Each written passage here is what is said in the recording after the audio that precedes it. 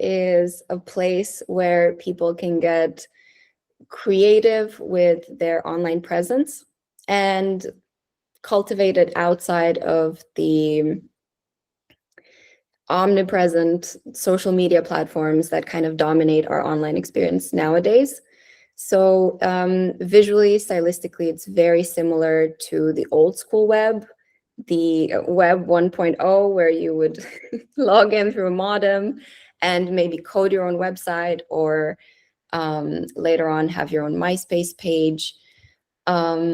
A lot of the formats of sites on the indie web mirror those of the sites that people used to make back then. So you've got people's blogs, sites dedicated to somebody's passion, somebody's favorite show, somebody's favorite art or anime or My Little Pony, things like that.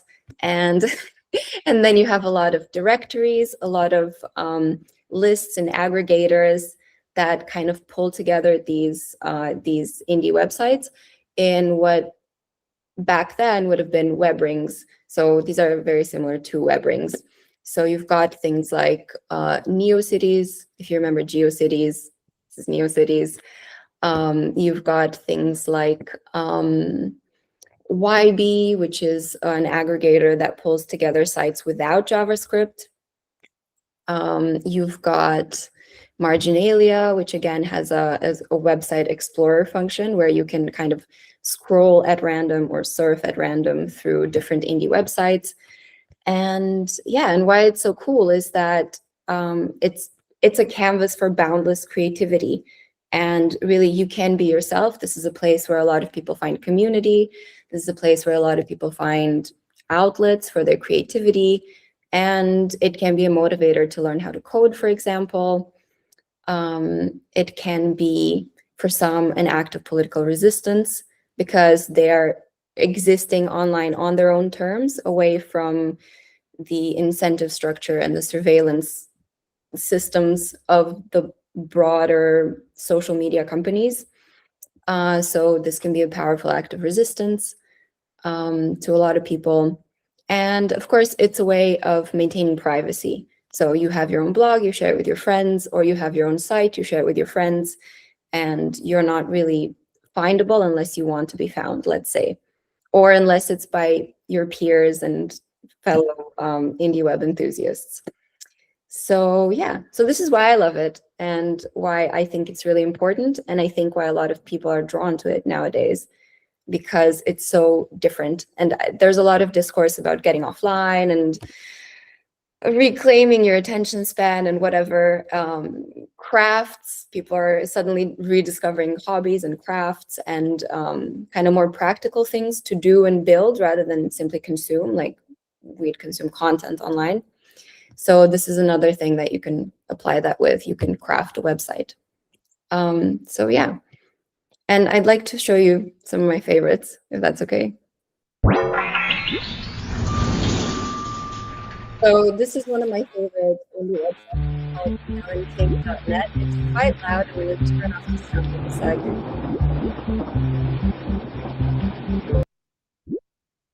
As you could hear, it's full of sound effects. It's full of background music. It's completely 1995, except it's built by a young guy in Ireland. And he maintains it regularly, and as you'll see, it's full of a lot of hidden delights. So everything is clickable. The randomest things are clickable, like, for example, this window, and if you decide to click it, you've just gone outside. There is a gallery of GIFs. There is, oh, there's so much.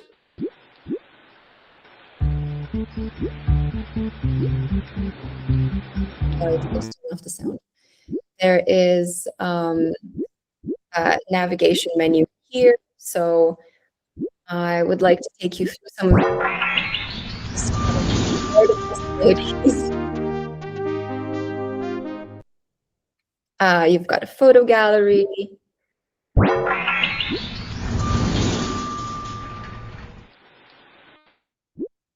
a collection ranging from travelogue to junk to a box found in the shed. And this is a great way for anybody really who wants to cultivate this kind of online presence to just fill it with anything from their life to make it their world. Like this is very much a reflection of creators, of this website creators' interest. You've got, of course, You've got mail. you don't. It's not his inbox. Got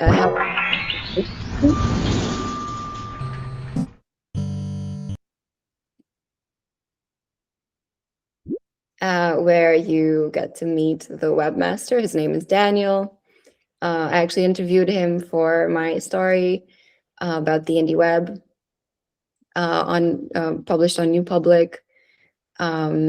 Yeah, he had a lot of very interesting, insightful things to say about why he does this and why this is important, and why to him the indie web is kind of like a folk revival, like a web revival. Yeah, and of course, there are shout outs to a ton of other websites. So this is a great way to get started on your indie web journey and learn about so many other websites and just kind of find what you like, find your people.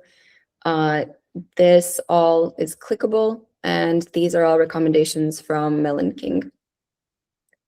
Right, so moving on. Another site that I want to show you is kind of an experiment in the sense that it is one of the more creative ways of making an indie website that I found out there. And it's somewhere at the intersection between an interactive story and a game, kind of a point and click game. And it all takes place in this fictional universe. You will see what I mean if we just kind of go through it a little bit.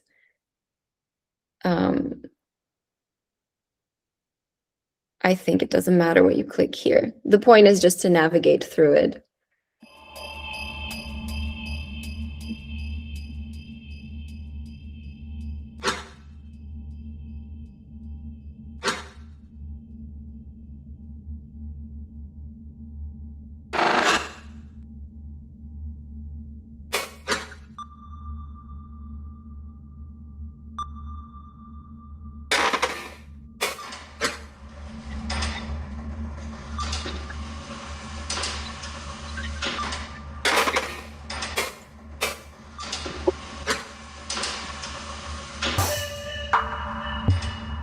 Never really figured out what the site is about.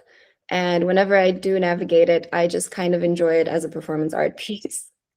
And I kind of marvel at what can be done with an indie website if you don't want to make it a blog, if you don't want to make it digital garden or anything like that, you can go very far out there.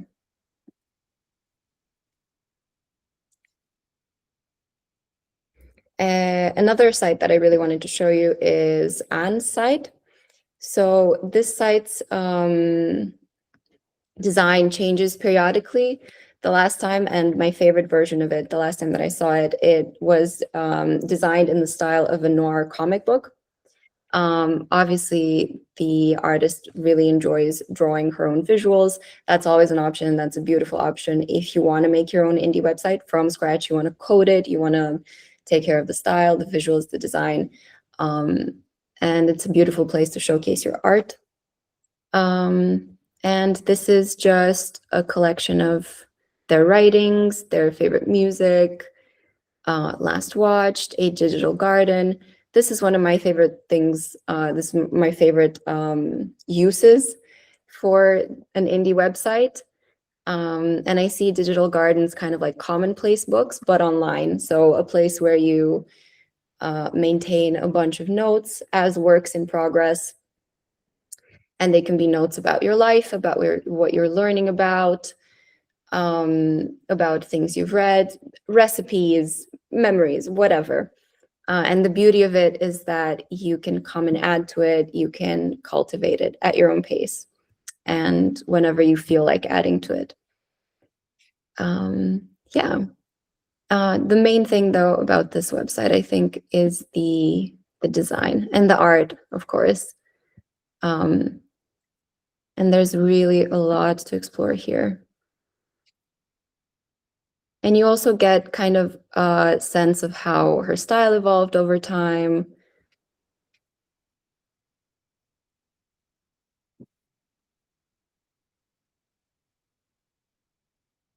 Yeah, this is another really cool thing about the indie web, that you really can see someone's evolution in their interests or in their, I don't know, the things they're reading about, their style, their art, or their writing. You get a very cool chronological view of how they've evolved. And let's see, what else do we have? Oh, we have a couple of web rings and explorer type sites to really help you get started. Obviously, this is Neocities. The world is your oyster here. There's so much to explore. And this is done old school by just clicking around and then from one website, clicking on their recommendations and keeping clicking on. I really like it for its diversity and for its ease of use. And obviously, you can also learn how to make your own. This is one of the easiest places to start. This is Marginalia, another one of those explorers that I was talking about earlier. And this one has the beauty of a randomized function. So you don't know what you're going to stumble upon, which I think is lovely. And each of these are someone's own website. So this is an excellent way to explore and to, who knows, maybe stumble upon somebody with similar interests. Maybe you're into the same fandoms. Maybe you live in the same city, who knows. I really love using this to surf. And I think it's a great alternative to, I don't know, scrolling TikTok or surfing Facebook or scrolling Instagram. And it can be just as visually enriching. Like, say you use Instagram for visual inspiration. I think this is another really good source. Yeah, so this is great to just click through and see what you come across. I think this is the I'm feeling lucky button. Yeah.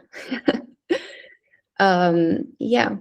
And you've also got Wiby. So I was talking about Wiby. It's a collection of sites that don't use JavaScript.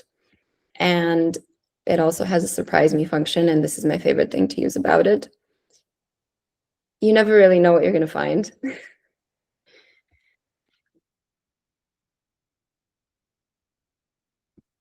Yeah, let's see, what else do I have here? I think I have Melonland's Surf Club. So this is the last thing I'd like to share. And this is a surf club hosted by the same webmaster from Melonking. And the surf club functions as a web ring where you can, again, find other people's websites and maybe even sign your own up. I'm not sure how this works, but I'm sure it's not hard to join the club. And yeah, this is just beautiful for navigating and kind of finding your way around.